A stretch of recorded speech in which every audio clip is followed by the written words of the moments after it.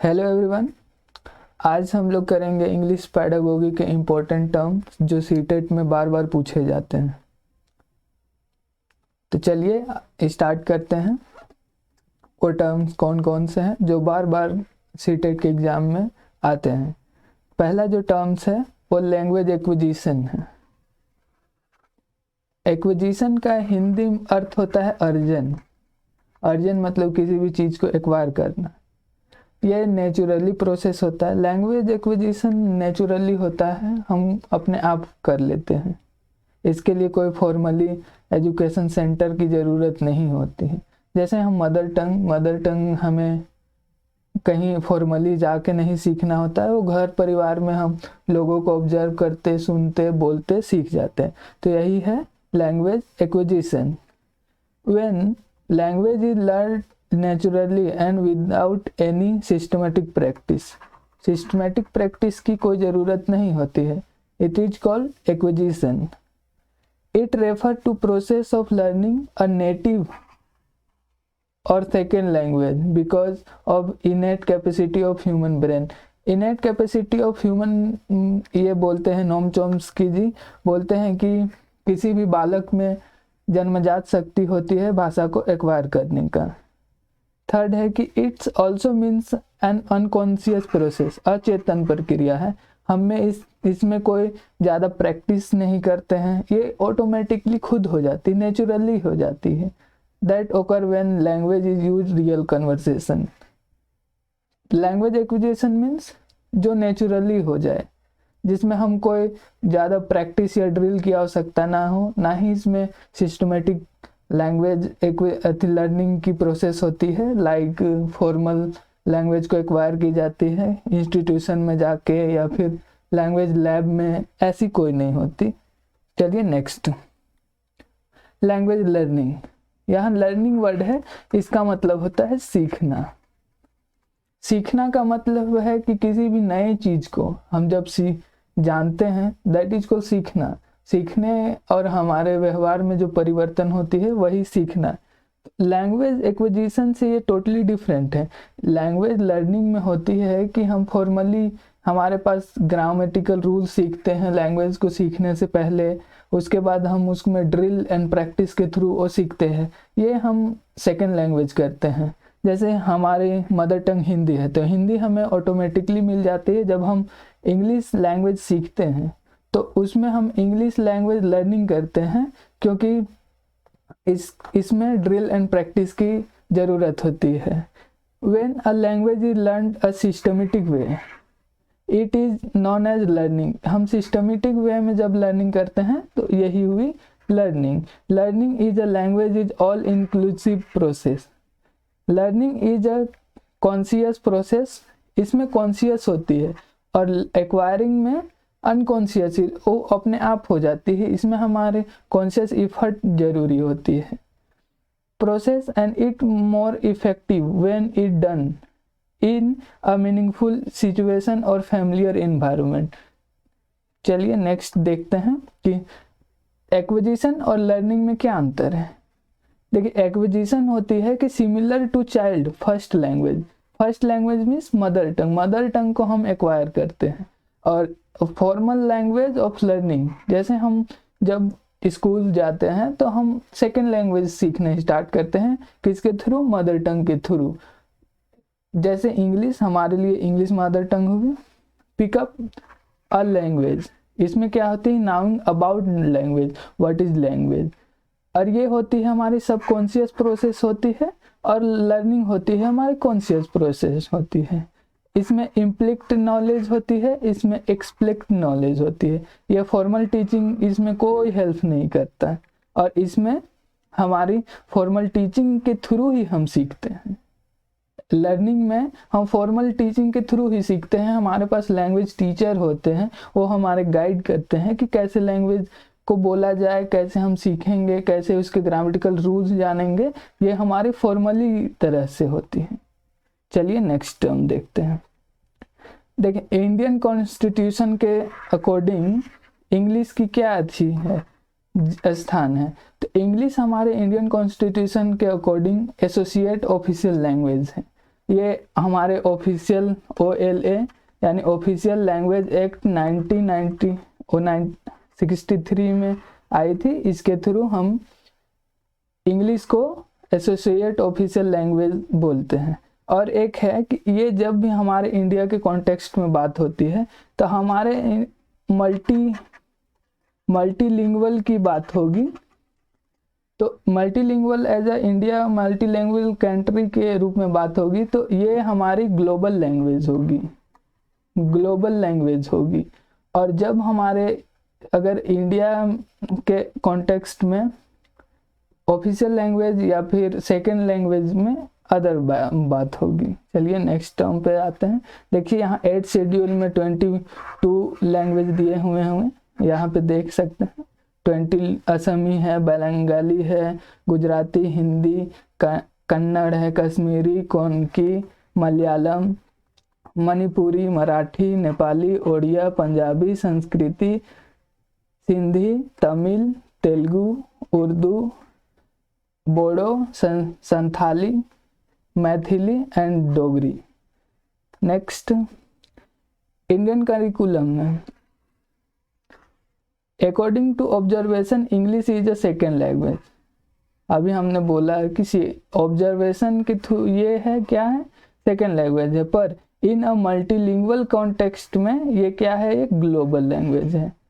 चलिए next, language skill.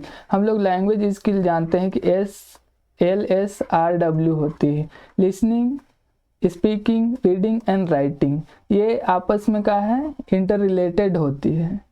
इसमें से दो जो है लिसनिंग और रीडिंग, ये क्या होती है, ग्रहणीय कौशल होती है, यानी कि और ये होती है स्पीकिंग, और राइटिंग होती है प्रोडक्टिव स्किल होती है। चलिए next, intensive and extensive reading. Intensive मतलब ऐसा रीडिंग जिसको हम गहन से अध्ययन करें, कोई ऐसे स्पेसिफिक डिटेल के लिए।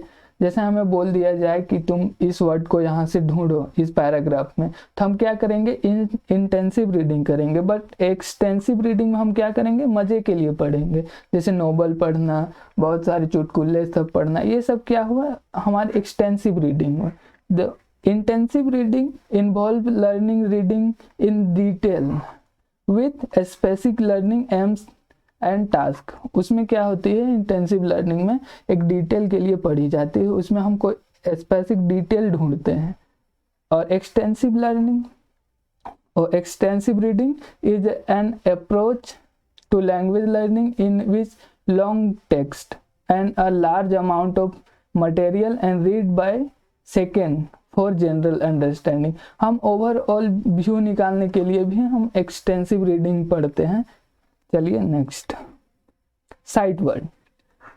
जैसा कि नाम से ही लग रहा है साइट वर्ड, साइट वर्ड मतलब हमें हर जगह मिल जाए। हम नॉर्मली जो देखते हैं जहाँ भी मिल जाए हम देखते हैं, वो वर्ड साइट वर्ड हो गए। Sight word are the word that appear most frequently. क्या हो, most frequently in our reading and writing में क्या हो, हमें बार बार वो मिले, that is called sight words. Next, scanning. Scanning जैसे कि नाम से ही पता चल रहा है, हम स्कैन कर रहे हैं किसी चीज को। स्कैन करना मतलब डिटेल को बारीकी से देखना। तो स्कैन कर रहे हैं मतलब कि हम कोई स्पेसिफिक डिटेल को स्कैन कर रहे हैं। ये इंटेंसिव रीडिंग का एक पार्ट है। देखिए, to look at or read every part of something quickly until you find what you are looking। जब तक कि आप कोई चीज़, जो चीज़ ढूंढ रहे हैं वो चीज़ नहीं ढूंढते हैं, तब तक कि आप उसको फाइंड करने के लिए रीड करेंगे ताकि वो कहीं छूट ना जाए। और इस scanning is reading rapidly in order to find a specific fact. चलिए नेक्स्ट, देखिए स्कैनिंग में एक एग्जांपल होती है कि जब हमारे कॉलेज में या फिर हमारे स्कूल्स में रिजल्ट आते थे, तो हम अपना रिजल्ट देखने के लिए कैसे एकदम दौड़ के अपना नाम ढूंढते थे कि हाँ ये रहा, मैं पास हो गया। तो इस टाइप से हम क्या करते हैं, वहाँ स्कैनिंग करते हैं अपने नाम को। चलिए नेक्स्ट, स्कीमिंग। जस्ट स्कैनिंग का अपोजिट है स्किमिंग। स्किमिंग क्या होती है कि हम ओवरव्यू आइडिया लेने के लिए पढ़ते हैं, जस्ट लाइक न्यूज़पेपर को हम कोई कभी स्कैनिंग रीडिंग नहीं करते हैं, हम क्या करते हैं उसको स्किमिंग करते हैं, ओवरऑल आइडिया लेते हैं। तो स्किमिंग इज रीडिंग रैपिडली, जल्दी जल्दी पढ़ते हैं in order to get general overview. हम क्या जिस्ट निकालने के लिए ओवरव्यू पढ़ते हैं ऑफ द मटेरियल। चलिए नेक्स्ट देखिए, न्यूज़पेपर को हम कभी भी और नॉवेल सब जो मज़ेदार चीज़ें होती है वो सबको पढ़ने के लिए हम ज़्यादा गहन टाइप से कोई स्पेसिफिक डिटेल नहीं निकालते। इसलिए नेक्स्ट कॉन्ट्रास्टिव पेयर, आपने देखा होगा कि बहुत सारे कॉन्ट्रास्टिव पेयर, मतलब कॉन्ट्रास्टिव ऐसा पेयर जिसमें थोड़ा ही डिफरेंट हो। लाइक यहाँ आप वर्ड जो देख रहे हैं टेक और टेप, यहाँ क्या डिफरेंस है पी और के का। पर हम जब बोलते हैं कि टेक टेप टेक टेप, मतलब हमारे अगर ध्यान से ना सुना जाए तो ये एक सिमिलर टाइप का आवाज निकलती है, that is called contrastive pair. Contrastive pair of word is a pair of word that are same or expect for contrastive letter. तो आप देख सकते हैं टर्म डिम कॉपी एम्पल, ये तो थोड़ा डिफरेंट है, बट ये टेप एंड डिम।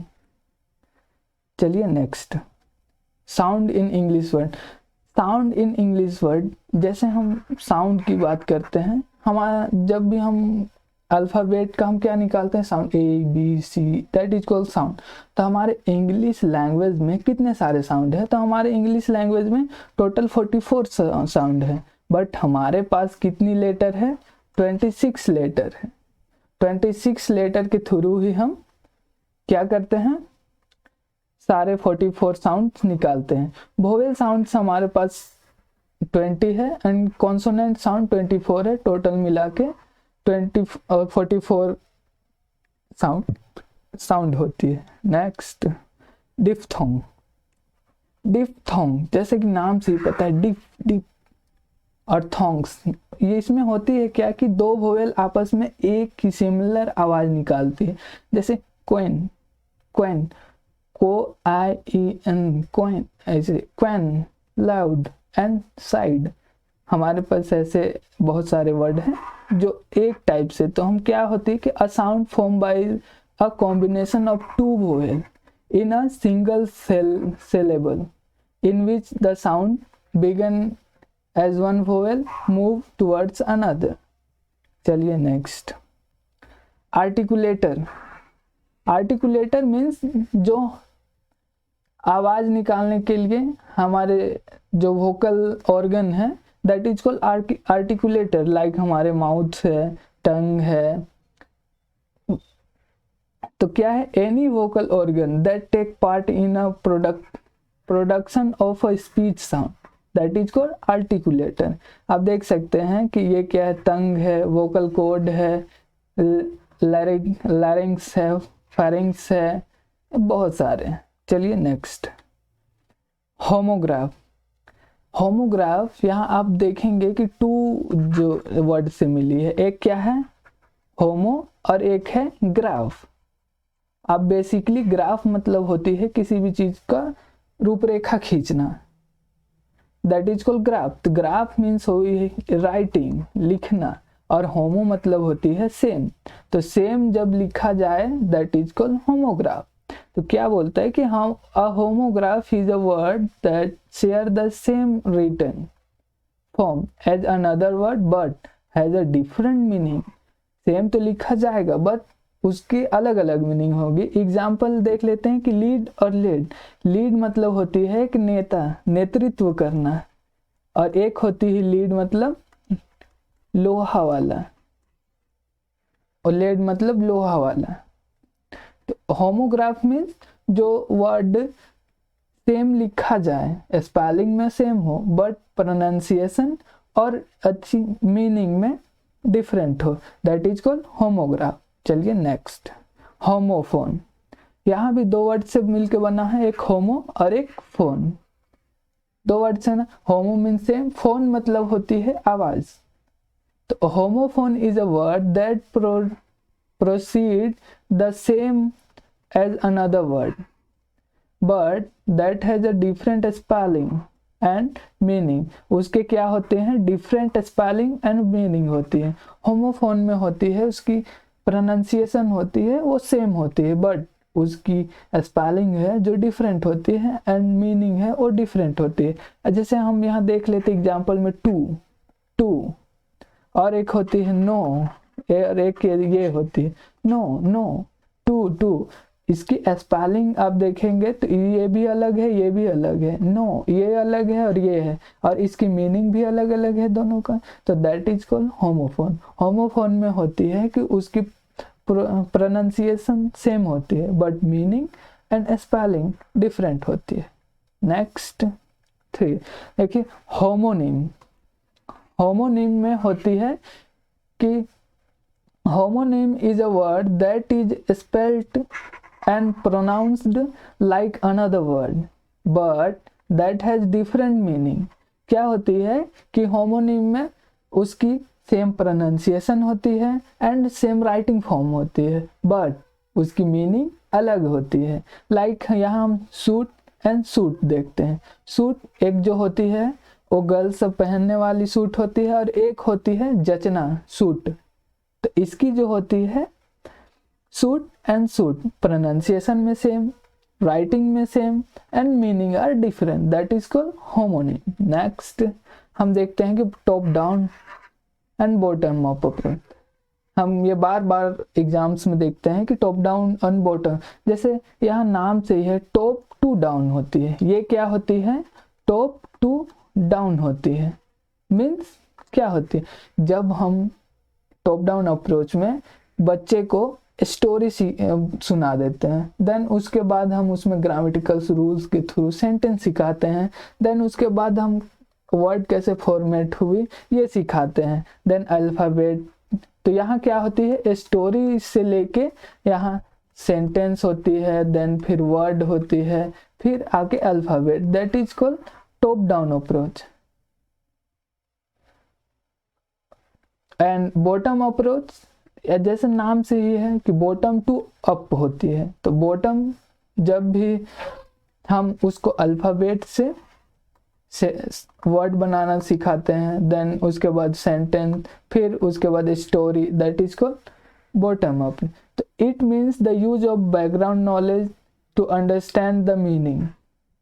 जो हमारे टॉप डाउन में होती है कि हम स्टोरी के थ्रू हमारे जो पहले से हमारे अंदर जो प्रीवियस नॉलेज होती है उसको असिमुलेट किया जाता है। एंड बॉटम अप अप्रोच में हम क्या करते हैं कि न्यू नॉलेज को कंस्ट्रक्ट करते हैं, दैट इज डिफरेंट। चलिए next, paraphrasing. Paraphrasing means formulating someone else idea in your own words. Paraphrasing मतलब हमारी जो आइडिया है किसी भी टॉपिक्स के थ्रू हम खुद अपने वर्ड में दूसरे के समक्ष प्रस्तुत करते हैं, that is called paraphrasing. Next, realia. Realia word बहुत ही पूछा जाता है सीटेट में। रियला जैसे कि नाम से ही है, यहाँ आप देख सकते हैं रियल, रियल में आई लगा है, रियला होगा। Realia is realia refer to the object associate with every day life to be use in classroom. Realia में होती है कि हम एवरीडे यूज करते हैं उस चीज़ को, उस ऑब्जेक्ट को हम टीचिंग लर्निंग मटेरियल में यूज करके बच्चों के समक्ष सिखाते हैं। जस्ट लाइक हम डेली एप्पल खाते हैं, जब हम बच्चे को अल्फ़ाबेट सिखाते हैं तो हम उसको क्या डेली यूज एप्पल को हम उसके सामने प्रेजेंटेशन करेंगे, दैट इज को रियला। अगर हमारे चेयर को पढ़ाना हुआ तो चेयर के थ्रू दिखा के पढ़ाएंगे, दैट इज को रियला। चलिए नेक्स्ट, डायरेक्ट मेथड।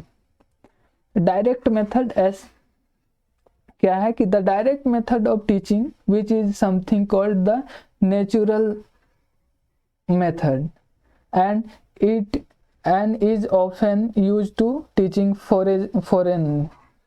जब हम डायरेक्ट मेथड को हम सेकेंड लैंग्वेज लर्निंग में यूज करते हैं, इसमें होती क्या है कि हम इसमें कोई मदर टंग का यूज नहीं किया जाता है। जैसे लाइक हम अगर इंग्लिश सीखना चाहते हैं तो इंग्लिश सीखने के लिए हम इंग्लिश के इन्वायरमेंट में ही रह के इंग्लिश सीखेंगे, ना कि हम हिंदी के थ्रू ट्रांसलेट करके इंग्लिश सीखेंगे।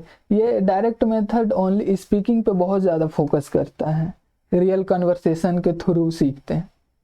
तो डायरेक्ट मेथड में मदर टंग की कोई जगह नहीं होती। इसमें हम नेचुरली इन्वायरमेंट होती है जिस लैंग्वेज को एक्वायर करना होता है, सीखा जाता है। सेकेंड लैंग्वेज एक्विजिशन के थ्रू होते हैं। स्टीफन क्रिसन ने बोला है कि सेकेंड लैंग्वेज भी हम एक्वायर कर सकते हैं। कब? जब हमारे पास क्या हो, वैसा इन्वायरमेंट हो, तभी हम क्या कर सकते हैं, सेकेंड लैंग्वेज को भी एक्वायर कर सकते हैं। तो डायरेक्ट मेथड भी उस प्रिंसिपल पे ही वर्क करती है कि इसमें कोई अदर लैंग्वेज का हेल्प नहीं लिया जाता है, डायरेक्टली यूज किया जाता है जिस लैंग्वेज को सीखा जाना है। Next, grammar translation method. जैसे यहाँ नाम से ही रिलेटेड है कि ट्रांसलेशन, ग्रामर ट्रांसलेशन। हम जब भी कोई लैंग्वेज सीखना होता है, लाइक सेकेंड लैंग्वेज ही इंग्लिश ही लेते हैं, जो हमारी मदर टंग होती है, उसमें हम उसको क्या करते हैं, ट्रांसलेट करते हैं। हम लोग जब भी बहुत बचपन से ही सीखते आए कि इंग्लिश जब भी पढ़ाई जाती थी तो हमें क्या हिंदी में ट्रांसलेट करके ही पढ़ाई जाती थी। तो क्या बोलता है कि in grammar translation classes student learn grammatical rules and then apply those rules by translating sentence between the target language and the native language. Native language के थ्रू क्या किया जाता है, टारगेट लैंग्वेज को सीखा जाता है। दैट इज को grammar translation method. Next, language across the curriculum.